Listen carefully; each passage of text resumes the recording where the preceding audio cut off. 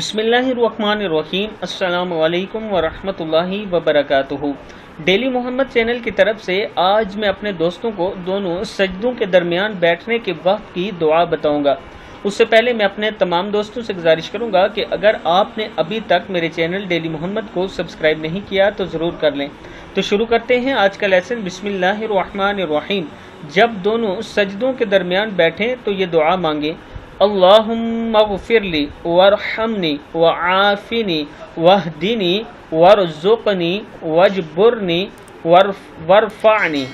پھر پڑھ لیں: اللہم اغفر لی وارحمنی وعافنی واہدنی وارزقنی واجبرنی، یہ واو زبر جیم وجہ، واجبرنی وارفعنی، واو زبر را، ورفا زبر عین فا ہے، وارفعنی۔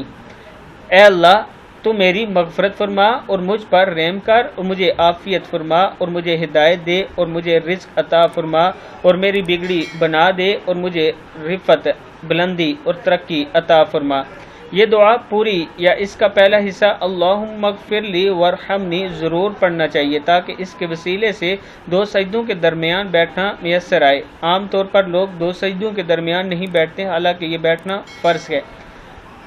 یہ دعا ابو داؤد، ترمذی، ابن ماجہ تینوں میں موجود ہے۔ اس ویڈیو کو آپ دوستوں نے آگے ضرور شیئر کرنا ہے۔ السلام علیکم ورحمۃ اللہ وبرکاتہ۔